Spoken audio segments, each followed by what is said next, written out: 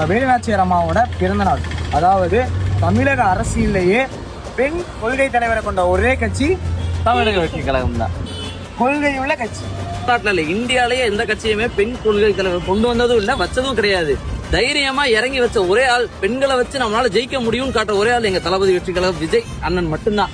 வீரத்துக்காக வேலுநாச்சியார் வச்சிருக்கோம். பெண்கள் யாரும் தமிழ்நாட்டுல பயப்படக்கூடாது. இன்னும் நிறைய அன்னை தெரசா வேணும், இன்னும் நிறைய வேலுநாச்சியார் வேணும், இன்னும் நிறைய ஜான்சி ராணி வேணும். சும்மா காசை வாங்கிட்டு ஓட்ட போட்டு ஏமாத்திட்டு போறதுக்கா நாங்க வரல. இளைஞர்களா ரத்தம் கொதிச்சு தமிழ்நாடு மாறணுன்றக்காக வந்திருக்கோம். இங்க இருக்க ஒரு அண்ணன்களும் ஒரு அக்காக்களும் ஒரு அம்மாக்களும் இந்த நாடு உருப்பிடும். வெறும் இந்திக்காரன் ஒரு நாளைக்கு 3000 பேர் வரானுங்க. தமிழகம் எல்லாம் செத்து போகணும். அந்த அளவுக்கு நான் பிச்சை எடுக்க ஆரம்பிச்சேன். தமிழக வெற்றி கழகம் தமிழ்நாட்டோட அரசியல் மாற்றமா இருக்கும். ஒரு தலைவர் உருவாக யுகமே தேவைப்படும் சொல்லுவாங்களா, அந்த யுகம் இந்த யுகம் தான். அத்தனை ஆண்களையே தூக்கி போட்டு அந்நியர்களை எதிர்த்து போராடி வந்தவங்க.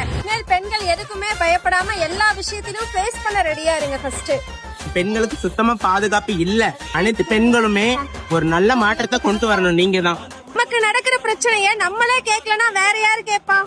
வேலுநாச்சியார் அப்படின்றது பெண்களோட நம்பிக்கை. என்ன நம்பிக்கைன்னு கேட்டீங்கன்னா, பெண்களால இது முடியாது, அது முடியாது, இப்படி பண்ண முடியாது, அப்படி பண்ண முடியாது, ராஜானா ஆண்டா ஆண்டா அப்படின்றத உடைச்சு வெளியே வந்த ஒரே பெண் யாருன்னு பாத்தீங்கன்னா நம்ம வீரமங்கை வேலுநாச்சியார் மட்டும்தான். உங்களை பார்த்து நம்ம பெண்களும் மேலே ஏறி நம்ம தலைவர் கையை பிடிச்சி வரணும் அப்படின்றதான் எங்களோட கொள்கையும் கூட.